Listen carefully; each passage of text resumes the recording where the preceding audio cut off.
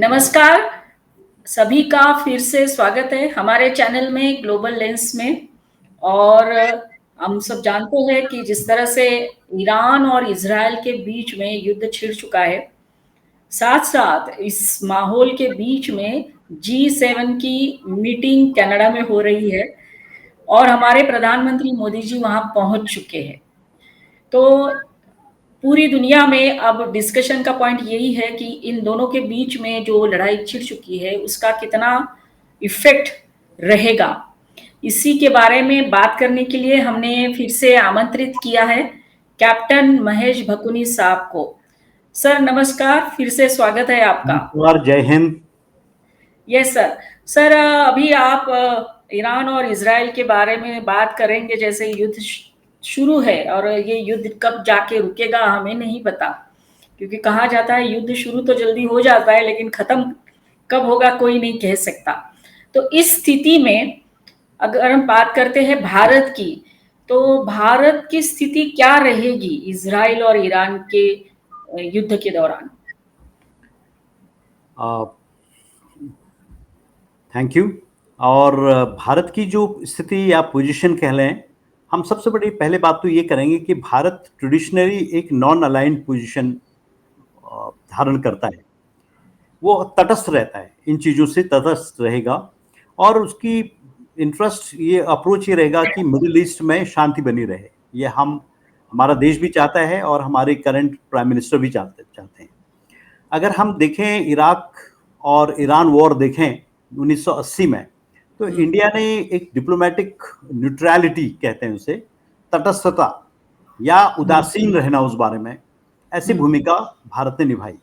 और साथ साथ उन्होंने ये भी देखा कि बायलैटरल रिलेशन दोनों देशों के साथ बनी रहे, एनर्जी सिक्योरिटी। और वहाँ का जो डायस्पोरा है, डायस्पोरा कहते हैं वहाँ हमारी जो आबादी है, हमारी जो प्रवासी भारतीय हैं, उनका भी हित में ध्यान रखते हुए भारत एक तटस्थता वाली अप्रोच या नॉन अलाइंड वाली अप्रोच धारण करता है।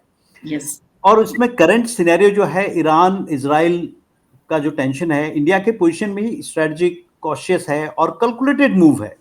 इंडिया एक डीप डिफेंस और इनोवेशन टाइज शेयर करता है इजराइल के साथ। इजराइल ने आपने सुना होगा, हमें स्ट्रेटजिकली मिलिट्रीली काफ़ी सपोर्ट किया है और ख़ास तौर से टेक्निकली बहुत सपोर्ट किया है। और लेकिन साथ साथ ईरान ने हमें एनर्जी के पॉइंट ऑफ व्यू से और कल्चरल पॉइंट ऑफ व्यू से हमारे ईरान के साथ भी क्लोज टाइज रहे हैं, चाहे वो किसी भी स्थिति में हो। इसलिए भारत कंडेम करता है टेररिज्म को, और साथ साथ भारत ये भी चाहता है कि एक वेस्ट एशिया में, जिसको हम मिडिल ईस्ट भी कहते हैं, वेस्ट एशिया में कॉन्फ्लिक्ट को रोकने के लिए और टेररिज्म को दूर रखने के लिए भारत हमेशा प्रयासरत रहा है। तो इसलिए हमारा अभी भारत देश का जो अभी फोकस है वो बेसिकली क्या है कि हमारा वहां पर जो हमारे हिंदुस्तानी हैं, भारतीय हैं, 8-9 मिलियन करीब हैं वहां पर गल्फ में, उनकी सुरक्षा हमारी मेन जिम्मेदारी है, सबसे बड़ी जिम्मेदारी। साथ साथ हमें अनइंटरप्टेड ऑयल सप्लाई भी मिलती रहे, ये भी हमारा हित है।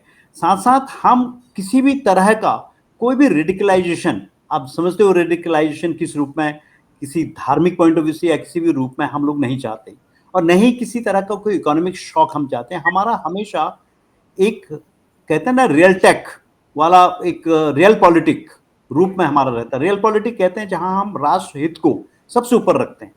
राइट। साउथ एशिया में हमें कहां पर हमारा फायदा है, ये भारत देश देखता है और मोदी जी की भी यही पॉलिसी है।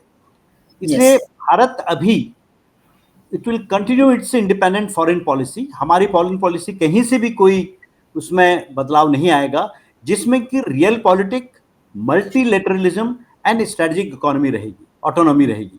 हम अपने देश को अपनी ऑटोनॉमी भी बनाए रखना चाहते हैं, हमारी इकोनॉमिक कंडीशन भी बनाए रखना चाहते हैं, और साथ साथ हम किसी भी तरह का किसी भी देश के फेवर में या उसमें हम जाना नहीं चाहते। हमारी इसमें नॉन अलाइंड भूमिका रहेगी। यस। तो this is what our position will B.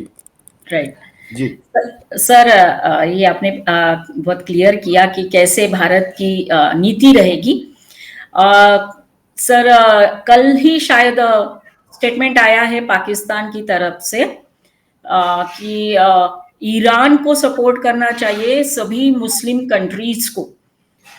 तो सर ये एक तरह से ऐसा नहीं दिख रहा है कि अब ये सारी मुस्लिम कंट्रीज उसको सपोर्ट करे और फिर लड़ाई शुरू रहे। अब सबसे पहले हमें ये देखना चाहिए कि स्टेटमेंट किसने दिया है। यस, तो ये स्टेटमेंट पाकिस्तान। पाकिस्तान ने दिया है, जो कि बड़ा हास्यास्पद स्टेटमेंट मैं कहूंगा मेरे पॉइंट ऑफ व्यू से। आखिर हाँ, पाकिस्तान की खुद के अंदर की इकोनॉमिक रूप से वो तार तार हुआ पड़ा है। एक कटोरा लेके वो दुनिया भर में भीख मांगने निकलता है। अब यहाँ पर क्या है कि पाकिस्तान एक पूर्ण रूप से इस्लामिक कंट्री है। साथ साथ वो एक, इसको कहना चाहिए रेटोरिक है उसका, एक रटा रटाया सेंटेंस जो कि उसने बोल दिया है। बराबर। बल्कि एक हास्यास्पद सेंटेंस उनके, मेरे ख्याल से डिफेंस मिनिस्टर ने बोला था कि उनका एक जहाज इजराइल तक भी गया था रात के अंधेरे में और वापस आ गया बिना, उसको कोई ट्रैक नहीं कर पाया। ये बड़ा हास्यास्पद सेंटेंस है उनका। अब यस। वहां पर जो रेटोरिक है उनका कि इस्लामिक देश का नारा लगाना है, वो कहने के लिए कह दिया। वो ईरान के साथ अपनी सॉलिडेरिटी निभाना चाहता है, बताना चाहता है। साथ साथ इस रूप में अगर वो ईरान को बता रहा तो कहीं ना कहीं दुनिया में भी इनडायरेक्टली मैसेज दे रहा, देखो हम इस्लामिक कंट्री हैं, आप हमें भी सपोर्ट करो। वो अपने लिए सपोर्ट मांग रहा। ईरान को उसकी उतनी सपोर्ट की जरूरत नहीं जितना वो उसको अपने लिए एक भूमिका बना रहा है। तो यस। इसलिए वो जो कह रहा है ये सिर्फ for the sake of saying. आज भी यस। बल्कि कहीं मैं सुबह देख रहा था न्यूज में कि उन्होंने कहा कि अगर ईरान पर अटैक होता है, अगर एटॉमिक बॉम्ब्स का होता, तो उनके विदेश मंत्री और उनके डिफेंस मिनिस्टर यही कह रहे थे कि हमारी जो मिसाइल्स की पहुंच इजराइल तक है और इस केस में हम भी न्यूक्लियर बम इस्तेमाल कर सकते हैं अगर किसी भी रूप में ईरान को खतरा हुआ तो this is just for saying sake. इसका कोई फर्क नहीं पड़ना है और नहीं कोई इस्लामिक कंट्रीज इस बारे में आने वाले हैं, क्योंकि अभी भी राइट। ईरान अकेला पड़ा हुआ है। क्योंकि ईरान क्या है, एक शिया बहुल क्षेत्र है और सबसे बड़ी बात यह है कि शिया और सुन्नी के बीच में बहुत बड़ा डिवाइड है। तो इस बारे में भी हम चर्चा यस। करेंगे तस्वीर में। बट अभी यह है कि लेट पाकिस्तान से whatever he wants to say, इस कहने के अलावा वो कुछ करेगा नहीं और नहीं कर सकता है। अगर उसने किया तो वो जानता है कि इजराइल उसका क्या हाल करेगा। राइट। सर जैसे अभी आपने बताया भारत ने और इजराइल के साथ हमेशा सपोर्ट बना के रखा हुआ है और पाकिस्तान ईरान को सपोर्ट कर रहा है, राइट। इस बीच में भारत और पाकिस्तान के संबंध कैसे रहेंगे सर? और भी खराब होंगे और भी टेंशन बढ़ेगा?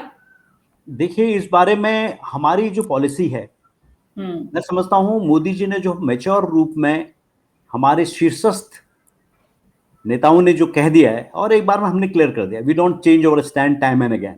हमारा ये मानना है, हमारा और पाकिस्तान का उतना ही है, क्लियर है। 3-4 पॉइंट हैं कि अगर उनका कोई भी टेररिस्ट एक्टिविटी हमारे खिलाफ करेगी, वो वहां से कुछ भी बोलता रहे, जब तक हमको कोई आंच नहीं आएगी तब तक हम इसमें कोई एक्शन, मैं समझता हूँ, नहीं लेंगे। इतना इमेच्योर हम नहीं है। वैसे खुद पाकिस्तान नहीं लेगा, लेकिन यह है कि पाकिस्तान की तरफ से हमारा स्टैंड यही है कि एक तो पीओके है हमारे लिए इंपॉर्टेंट, दूसरा कोई भी टेररिस्ट एक्टिविटी अगर हमारे देश में करता है, इसको एक वॉर के रूप में ही देखा जाएगा। देखा जाएगा। बाकी हमारा जो सिंधु वाटर का है, व्यापारिक चीजें हैं, नो फ्लाई जोन का है, वो सारा मेंटेन्ड है। तो हमारा यही मानेंगे हम कि हमारा जो ऑपरेशन सिंदूर है, it continues, it has yes. Just been paused for some time, till the time yes. Pakistan, तब तक पाकिस्तान कोई हिमाकत करता है, कोई दुस्साहस करता है हमारे देश के प्रति, तब तक हमारा स्टैंड यही रहेगा। तो यस। इसलिए संबंध खराब तो हमारे हैं ही, बहुत अच्छे तो नहीं है।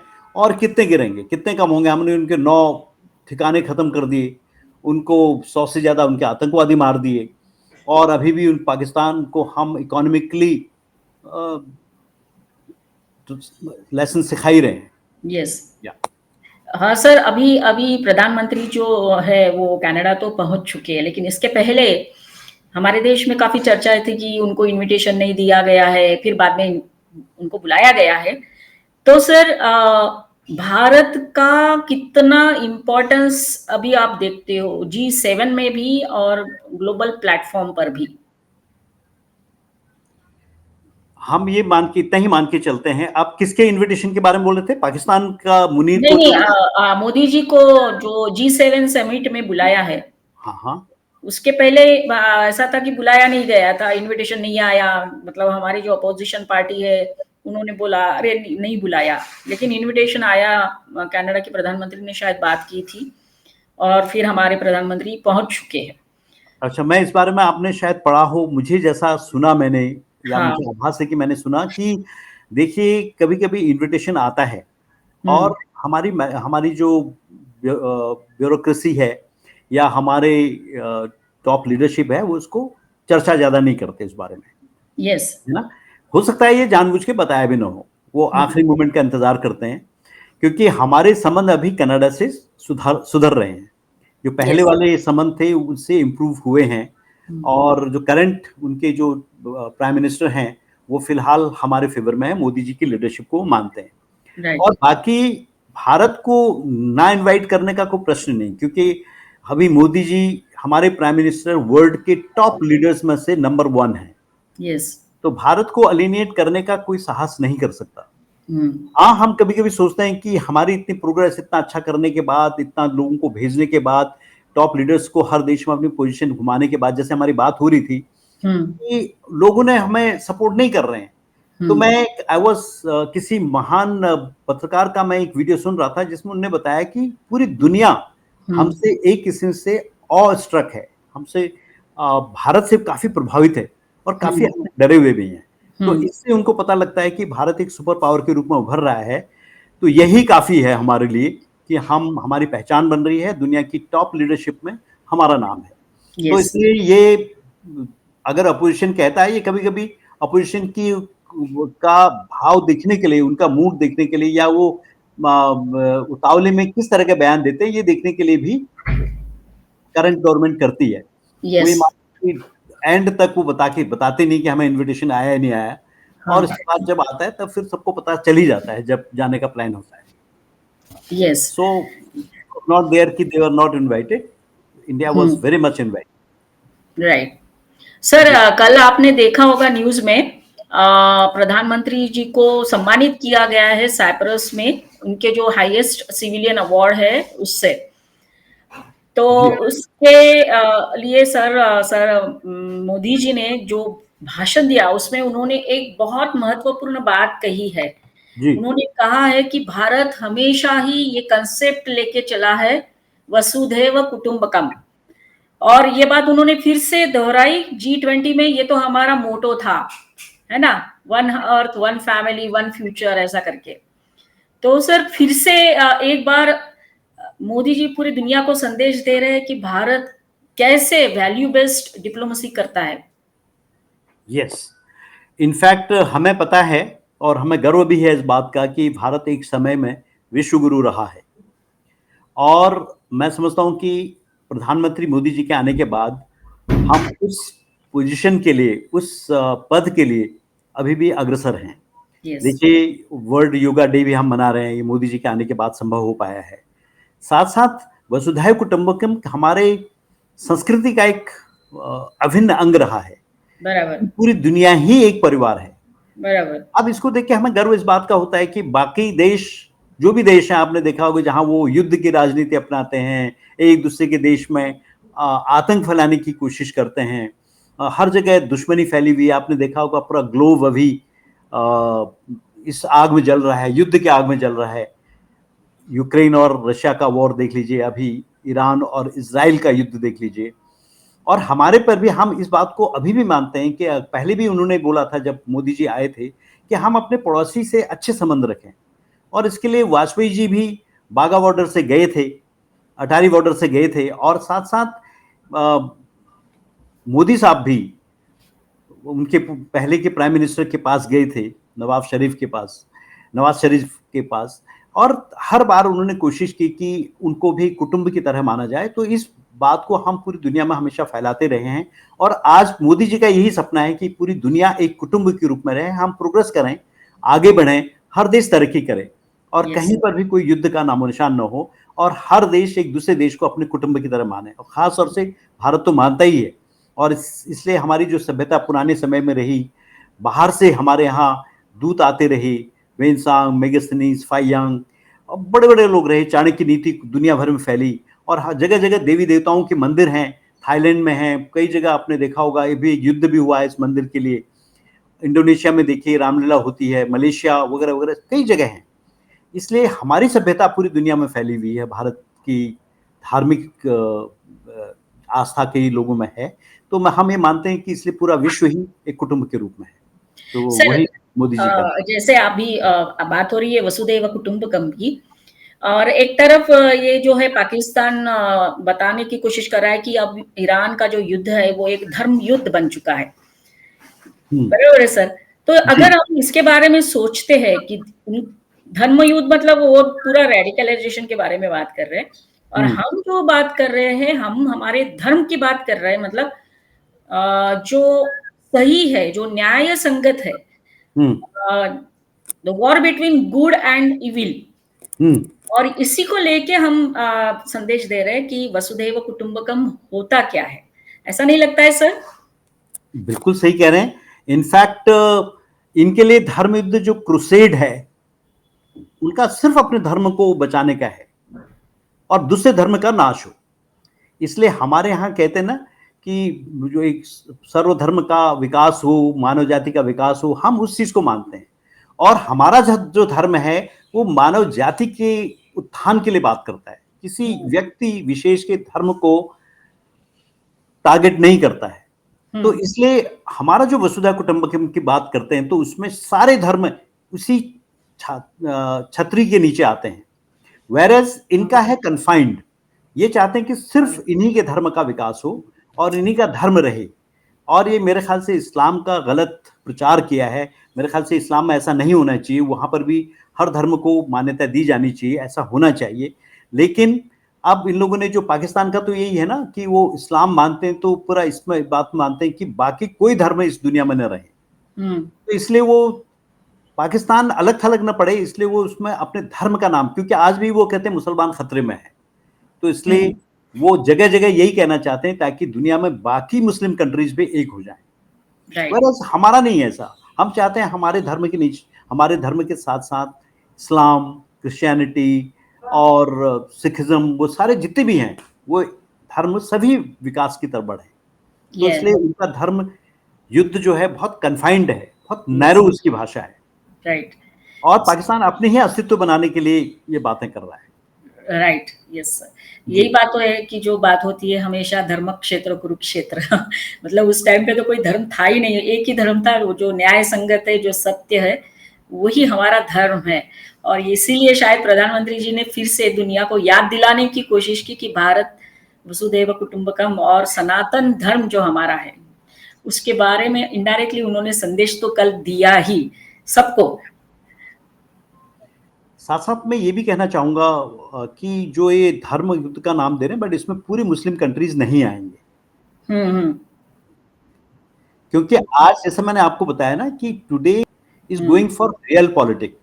यस, हमने उस दिन जियो पॉलिटिक की बात की थी, आज हम कहते हैं कि रियल पॉलिटिक का कहने का मतलब है कि जो सही वस्तु से रिलेटेड है, वो धर्म से रिलेटेड नहीं है।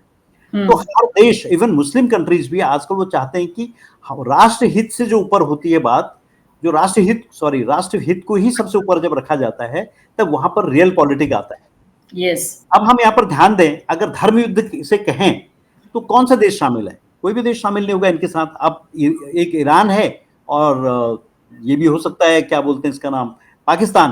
बाकी एक अब्राहम ट्रीटी टाइप हुई थी, अब्राहम डॉक्यूमेंट साइन हुआ था, उसमें 2020 में साइन हुआ था। उसमें भी ये बताया गया था जब इजराइल के साथ युद्ध होने की संभावना थी, तब कुछ कंट्रीज ने उसमें साइन किया था कि वो इस तरह की धर्म के रूप में अपने आप को कन्फाइंड नहीं रखेंगे, वहां पर सब लोग प्रोग्रेस के लिए काम करेंगे। कुछ देश उसमें शामिल थे। साथ ही साथ हमें ये देखना पड़ेगा कि ईरान इसमें शिया मेजोरिटी वाला है, राइट, और बाकी उनके साथ कोई क्यों नहीं करेगा, क्योंकि सऊदी अरेबिया जो बहुत बड़ा देश है वहां पर, वो बहुत पावरफुल देश है, यूएई है, इजिप्ट है, टर्की है, ये सारे हैं सुन्नी मेजोरिटी वाले। Yes, right. अब इनकी पुरानी हिस्टोरिकल राइवलरी ऑलरेडी है, इनकी जो ऐतिहासिक दुश्मनी है, इतिहास पुराने समय से, वो ऑलरेडी चली आ रही है। और इसमें कई बार इन लोगों ने ईरान के साथ भी दुश्मनी रही है। तो इसलिए हाँ, जो ये धर्म के नाम पर लड़ने की बात हो रही है वो पॉसिबल नहीं होगा यस, कि शिया सुन्नी का बहुत गहरा डिवाइड है। वो एक राइट, दूसरे को फूटी आंख नहीं देखना चाहते। यस, और साथ ही सुन्नी अरब नेशन से जितने हैं वो एक चीज और जानते हैं कि वो ईरान की खिलाफत करते हैं। हम्म, आपको पता होगा 80s में ईरान में क्रांति आई थी, जब खुमैनी वगैरह आए थे, तब तक ईरान के लोग कोई बुर्का वगैरह नहीं पहनते थे। और एक बहुत अच्छी बात बताएं आपको, अच्छी बात कहो या एक आकस्मिक घटना है कि ईरान अंदर से पूरा टूटा हुआ है। हम्म, वहां सिर्फ 40% लोग ईरान की प्रेजेंट स्थिति को सपोर्ट करते हैं। वहां की हम्म, औरतों ने, वहां के जितने भी आदमी वगैरह थे, वो सब अंदर से करंट गवर्नमेंट का के खिलाफ हैं। तो इसलिए अपने आप में ईरान टूटा हुआ है। हम्म, और अभी जो सऊदी अरब नेशंस हैं, वो उनको भी डर है एक तरह से ईरान का जो रीजनल एम्बिशन है। ईरान का रीजनल मिशन है पूरे मुस्लिम राष्ट्र को बनाना, या वो आगे जाके इनके यहाँ कैलिफ का भी चक्कर होता है, वो अपने आप प्रभुत्व और मुस्लिम कंट्रीज में भी स्थापित करना, ऐसा और मुस्लिम देश नहीं चाहते हैं। और राइट, साथ साथ आपने देखा होगा अरब और देश हैं वो बहुत विकसित हैं हम्म, और उनके यहाँ काफी फ्रीडम है। यस, इसलिए इनका जो, और एक बात यह है कि ईरान में जो प्रभाव है वो आइसिस का प्रभाव है, सीरिया का प्रभाव है, लेबनान का प्रभाव है, इराक का प्रभाव है, यमन का प्रभाव है, हम्म, जो सऊदी अरब, यूएई, इजिप्ट, टर्की जैसे प्रोग्रेसिव देश फॉलो नहीं करते हैं। बराबर, ये धर्म युद्ध कहने के लिए होगा। Yes, yes, right. तो सर, ये जो अभी G7 समिट हो रही है और फिर बाद में डिस्कशन भी होगा, शायद प्रधानमंत्री जी संबोधित भी करेंगे, तो वो देखने जैसा होगा, क्योंकि वहां बैठे होंगे डोनाल्ड ट्रंप साहब।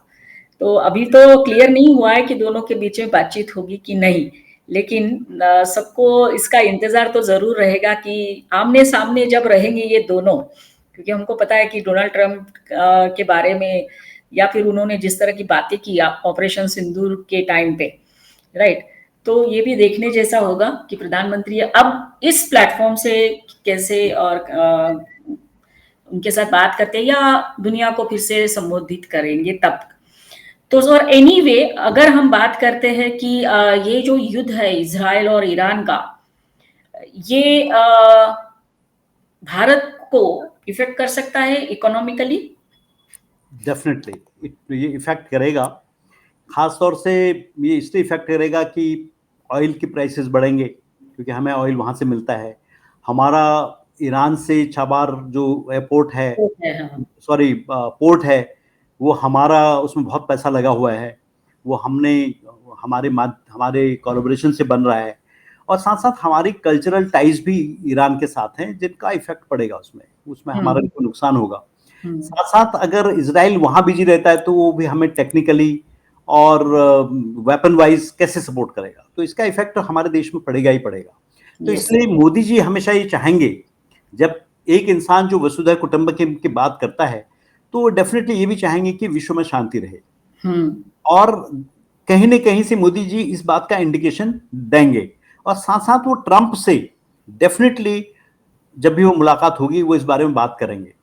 और इतना तय है कि मोदी जी की मैच्योरिटी, हमने हमेशा पहले बात की है, क्योंकि अभी जब पता चला था कि मुनीर को वहां बुलाया है, हमारे देश में अपोजिशन ने बहुत हो हल्ला मचाया था।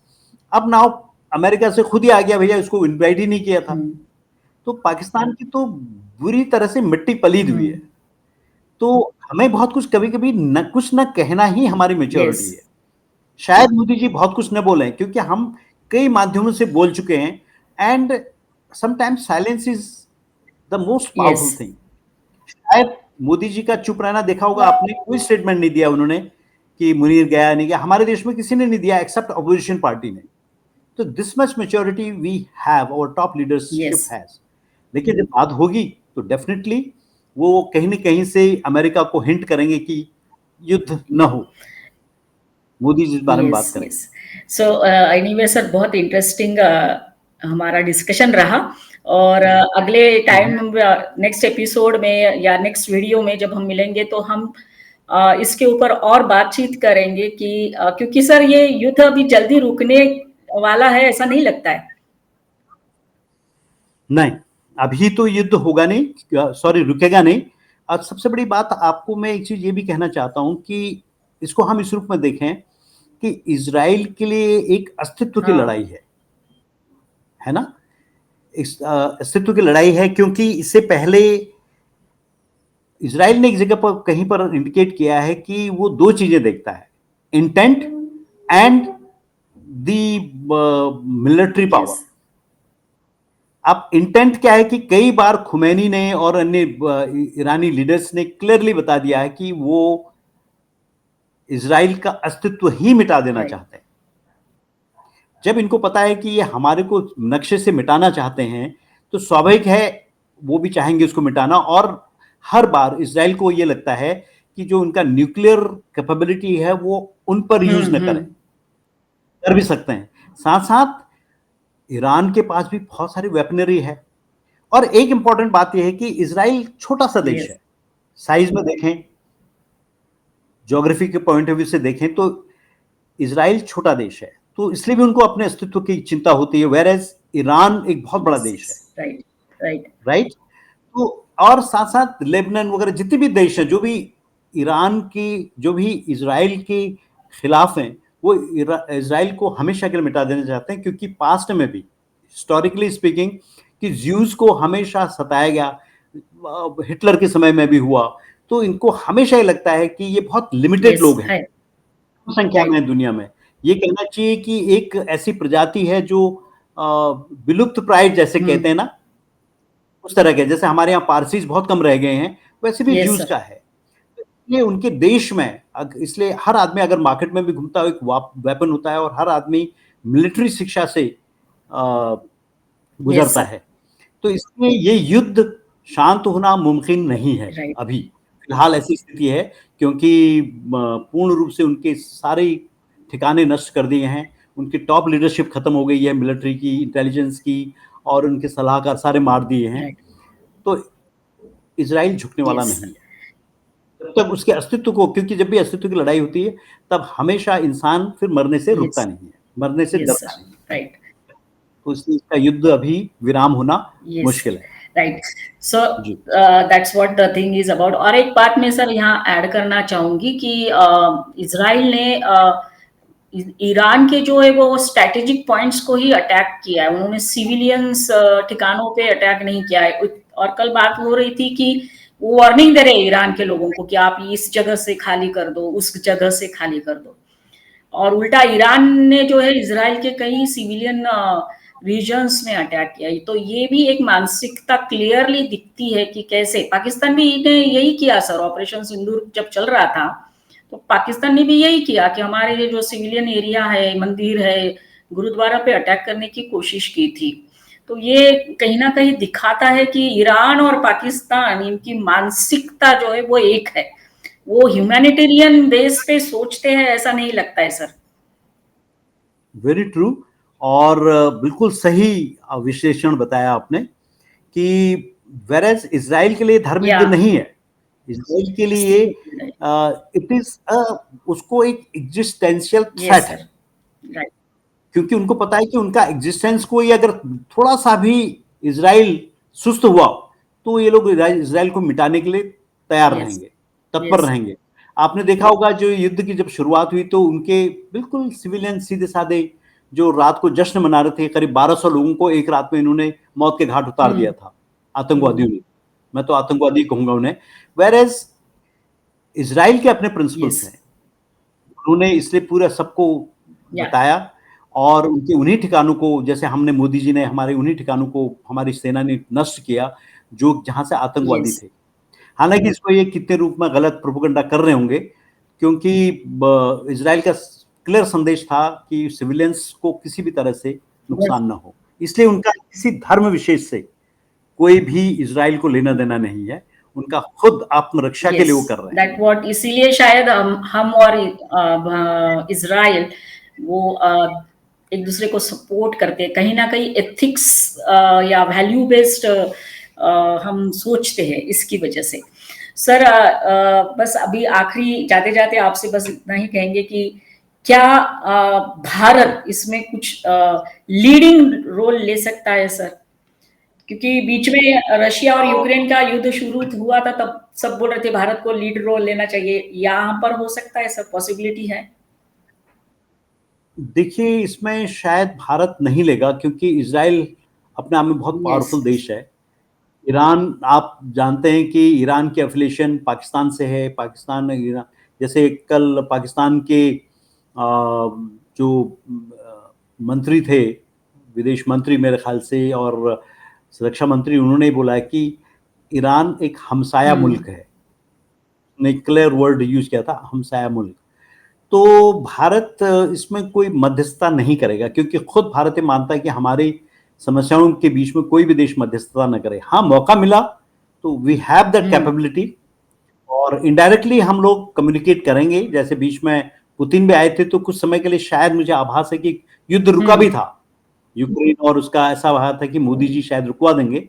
ये हमारे अंदर पावर है, वी आर विश्व गुरु के कुछ गुण तो हमारे अंदर मौजूद हैं ही। तो और जब हम शांति के बारे में बात करते हैं तो दुनिया यस, सुनती है। राइट। और बाकी मेरे ख्याल से यहाँ पर प्रैक्टिकल बात क्या होगी कि अभी मोस्ट पावरफुल आदमी है ट्रंप। तो शायद मोदी जी ट्रंप को ही फुसलाएंगे, वो करेंगे, क्या कहते हैं, परसुएट करेंगे माइल्डली। क्योंकि sometimes you do not have to tell directly कि या युद्ध रोको। वो हो सकता है बताएं कि इससे ये नुकसान होगा, ये नुकसान, अब उनका अपना तरीका है। तो मोदी है तो मुमकिन है। यस। सो एनीवे सर, बहुत अच्छा रहा आपके साथ डिस्कशन, हमेशा इंटरेस्टिंग होता है। और देखते हैं अभी नेतन याहू जी क्या याहू का कमाल करते हैं, फिर से या नहीं करते हैं, वो तो आने वाला समय ही बताएगा।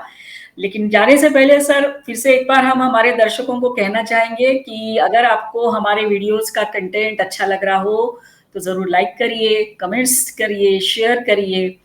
और जिन्होंने अभी तक हमारा चैनल सब्सक्राइब नहीं किया है तो जरूर सब्सक्राइब कर लीजिए। सो वंस अगेन बहुत बहुत धन्यवाद कैप्टन साहब। साथ साथ मैं यही कहूंगा अपने दर्शकों से, जो भी सुनते हैं प्लीज कमेंट जरूर करें। यस। आपको अच्छा लगता है तो जरूर तारीफ कीजिए, और आपको कमियां नजर आती हैं तो वो भी बताएं, ताकि हम क्या इम्प्रूवमेंट, कहाँ इम्प्रूवमेंट, किस रूप में ला सकते हैं, कंटेंट में, या किस तरह से कम्युनिकेट करना है। साथ ही मोस्ट इंपॉर्टेंटली, अगर आप हमें टॉपिक्स भी सुझाएं कि किन टॉपिक से हमें चर्चा करनी राइट। चाहिए, तो आप लोगों की बहुत बहुत यस। मेहरबानी होगी। उसके लिए हम आपका धन्यवाद थैंक यू करते हैं। Sir, thank you very much. जय हिंद सर। Thank you. जय हिंद।